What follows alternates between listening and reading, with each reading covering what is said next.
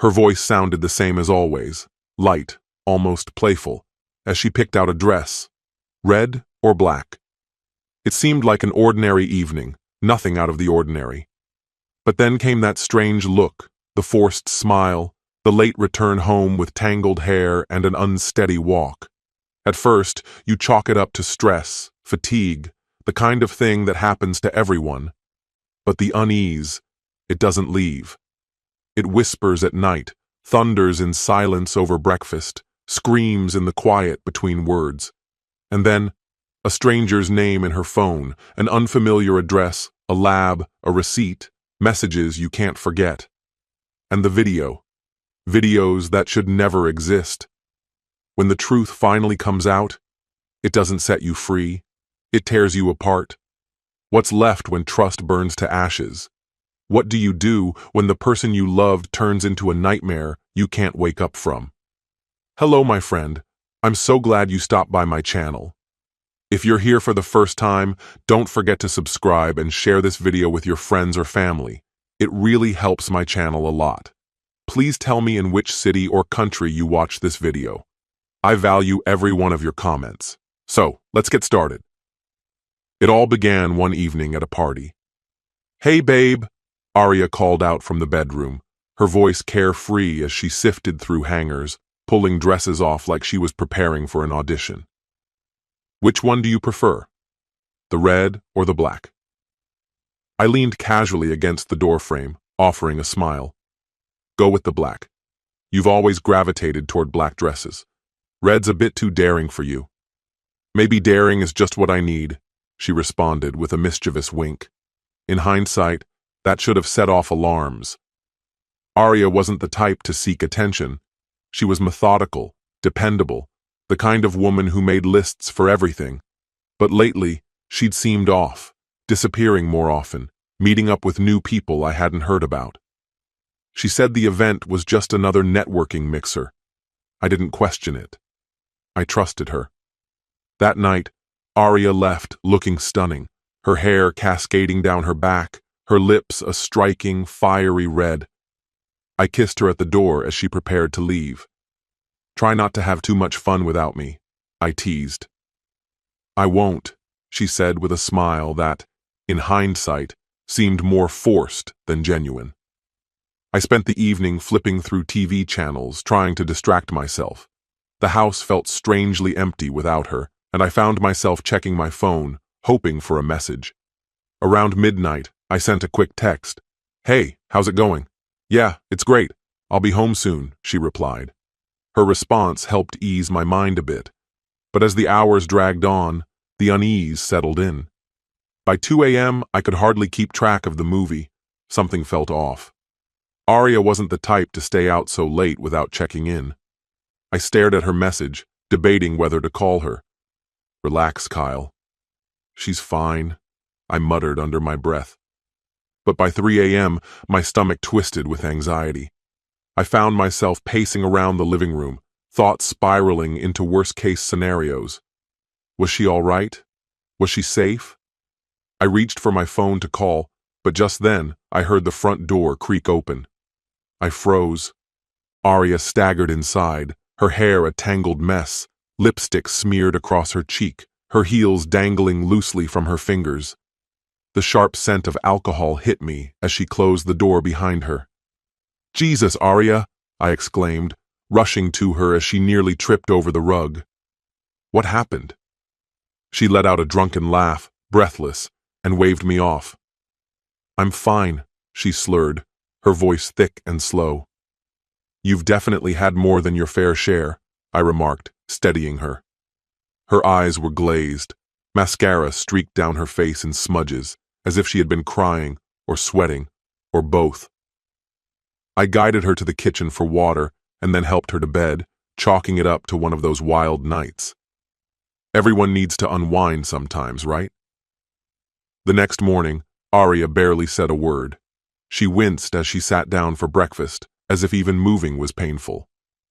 "You okay?" I asked, pouring coffee into her mug.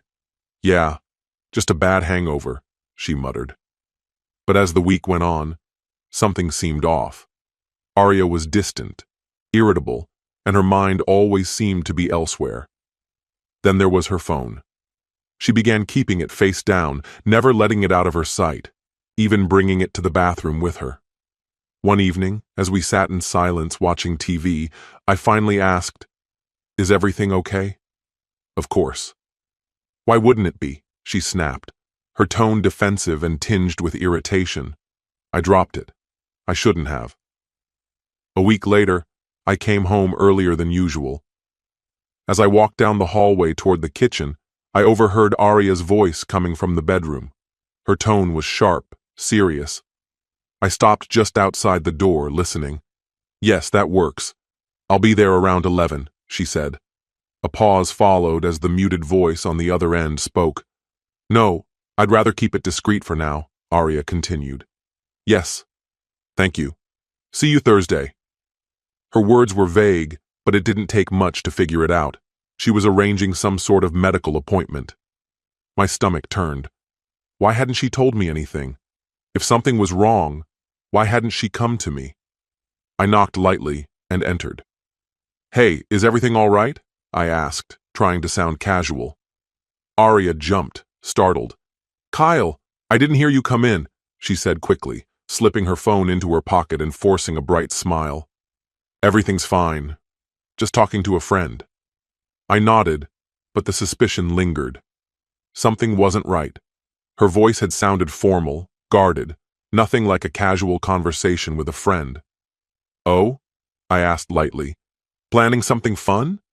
"Not really," she responded, almost too quickly. "Just organizing something for next week." She busied herself with folding laundry, avoiding my gaze. A sense of unease lingered in my mind, a nagging thought that refused to fade. If the conversation had been as casual as it seemed, why was Aria acting so distant? I couldn't shake the feeling that there was more beneath the surface, though I tried to brush it aside. "All right," I muttered, heading toward the door, just checking in. Her response was tight, her voice strained. "Thanks." As I walked away, my mind buzzed with doubts and questions. Something was off. Aria and I had always been open with one another. Nothing like this had ever existed between us. If she'd had a doctor's appointment or was worried about something health-related, she would have told me. But what if it was nothing? The thought gnawed at me, but the doubt still crept in, suggesting there was something she wasn't ready to reveal. When the day of her appointment arrived, I made up my mind. It felt wrong, even intrusive, but the anxiety clawing at me left me no choice. I needed to know the truth. At around 10:30 a.m., Aria left the house, dressed simply in jeans and a sweater, with her purse hanging off her shoulder. After a moment's hesitation, I grabbed my keys and followed her, keeping a careful distance. I tailed her across town, staying unnoticed, until she parked in front of a small, anonymous health clinic. My stomach dropped. This wasn't a regular doctor's office, it was a lab, specializing in testing. My mind raced, each thought worse than the last. Aria spent an hour inside, and when she finally emerged, she seemed tense. Her posture was stiff, and she walked quickly, almost as if she was trying to escape her own thoughts. She climbed into her car, completely unaware of my presence just a few spots away. That evening, after dinner, she told me she was going to take a shower. As soon as I heard the shower running, I slipped into the bedroom and grabbed her purse. My hands shook as I rifled through it, praying I wouldn't find anything. But there, tucked into a side pocket, was a folded piece of paper. I pulled it out and unfolded it, scanning the receipt for laboratory services, an STD test panel. The ground seemed to slip from under me. A wave of nausea hit me as the realization crashed into me. Aria had taken an STD test. Why? Was she sick? Did she suspect I had been unfaithful, or had she herself made a mistake she regretted? Clutching the receipt, I heard the shower stop.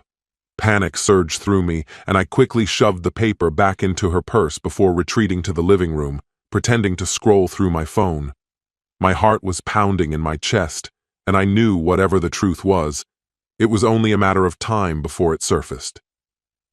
Later that night, Arya fell asleep early. She claimed to be feeling unwell, and I didn't press her, though my mind was a whirlwind. I couldn't stop thinking about that receipt. What was she hiding? Why had she needed an STD test? When I was sure she was asleep, her steady breathing lulling me into a false sense of calm, I quietly slipped out of bed. I grabbed her phone from the nightstand and sat down on the couch, the cold glow of the screen illuminating my face. I hated myself for invading her privacy, but I needed answers more than I needed to feel at peace. Her phone was unlocked, something I never questioned. I opened her messages and started scrolling. Most were simple chats with friends and colleagues, but then I found a thread with a contact I didn't recognize, a person named Julie. At first, the messages seemed harmless, with Arya thanking Julie for inviting her to a party. But as I scrolled down, an unease began to spread. "Girl, you were wild that night. I still can't believe you did that," Julie had written. "Please don't remind me. I was so drunk," Arya replied. "I can barely remember half of it," she added. Then Julie's message made my blood run cold. "Well, I've got the receipts if you ever forget." A chill settled in my bones. I kept scrolling, my hands trembling, until I found it. A series of photos and videos from Julie. The first video was grainy footage of Arya in a crowded room, swaying to music. A man's arm was around her waist, pulling her close, and she didn't seem to fight it. The next photo showed her laughing, head thrown back, with two men standing nearby, their expressions unmistakable. Then I came across the video that shattered everything. Arya was in a bedroom, the camera shaky as she stumbled, laughing, slurring her words.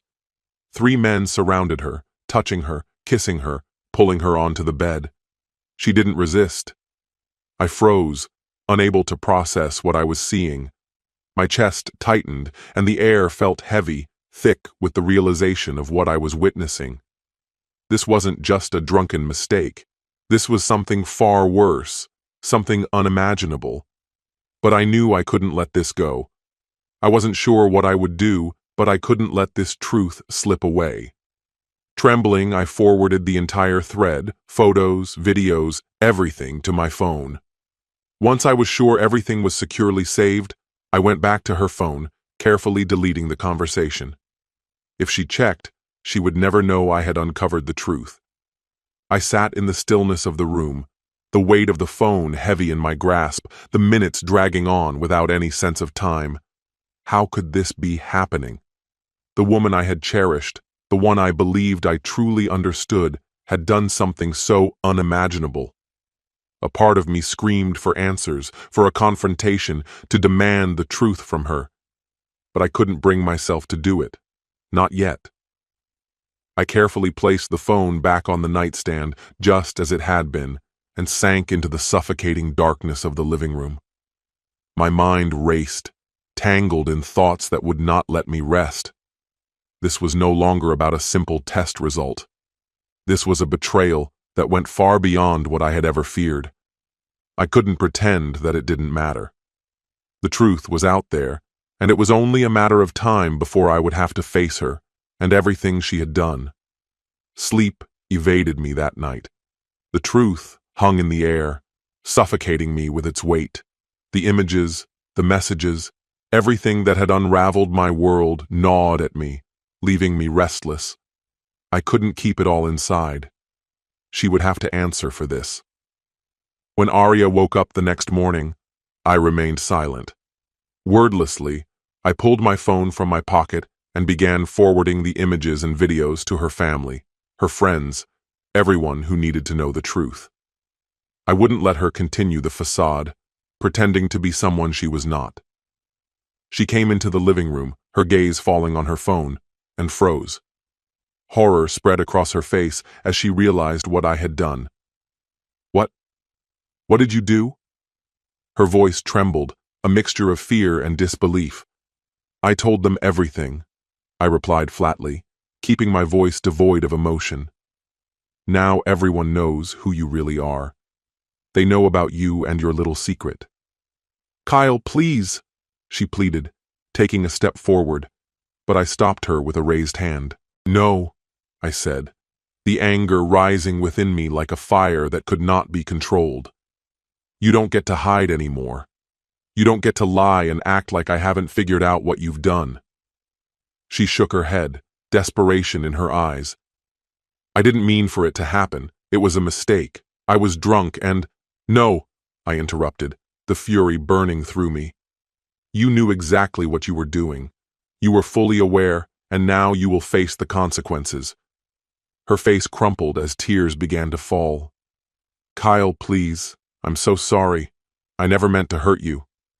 A mistake? I snapped, my disbelief boiling over. You didn't just make a mistake. You cheated on me, with 3 different men, at the same time. And now you think you can just brush it off like it's nothing? I didn't want to hurt you, she whispered, her sobs becoming more frantic. I swear I didn't mean for it to happen. I stared at her, the numbness in my chest consuming me. You didn't want to hurt me? You didn't care about anything except your own selfish desires. Do you have any idea how I felt when I saw those videos? Do you understand how you made me feel? Like a fool. She reached out, but I pulled my hand away. No, I said coldly. You don't get to fix this. Not now. Not ever. I'll do anything, Kyle. I'll go to therapy. I'll prove to you it was just a mistake. Please, she begged, her voice desperate. You don't understand, I replied, my voice as cold as ice. I know about the STD test. The one you took because you knew something was wrong. And now, I'm the one left picking up the pieces of the mess you made. Her eyes widened in shock as she realized I knew about the test. Kyle, I wasn't thinking. It just happened, but I never wanted to hurt you. No more excuses, I cut her off, my decision final. It's over. I'm filing for divorce. Her face collapsed in disbelief, and she stepped back, as though my words had struck her physically. You're serious? She whispered. Yes, I said firmly, my resolve unwavering. You destroyed this. You destroyed us. And now, I'm done. She crumpled onto the couch, sobbing uncontrollably. Please, Kyle, don't leave me. I love you. I loved you too, I said quietly, turning to leave. But that's over now. As I walked out the door, an emptiness settled over me. The woman I had loved, the woman I thought I knew, was gone. The person before me had become a stranger, and I wasn't about to waste another moment of my life trying to repair what she had shattered. Soon, the results came in. Aria's test was positive. I went for my own test, dreading the outcome. Thankfully, my results came back negative. Her family and friends were stunned by the photos and videos I had shared. They couldn't believe the woman they had known was capable of such betrayal. Her perfect image was gone, and soon she was left isolated, forced to face the consequences of her actions. A few months later, the divorce was finalized. The legal battles had drained me, but Aria's actions were undeniable. She received nothing from the divorce, no alimony, no assets. I wouldn't let her benefit from the destruction she had caused. Over time, I focused on rebuilding my life. Aria tried therapy, but it was too little, too late. She called, begging for forgiveness, but by then, I was already gone. Slowly, the calls stopped. I moved on. She became a distant memory, and the pain of her lies and betrayal began to fade with time. Life continued, and for the first time in a long while, I felt free. This story has come to an end. What's your opinion? Share it in the comments, my friend. And if you liked this story, check out other exciting videos on my channel. I'll say goodbye until the next video. See you.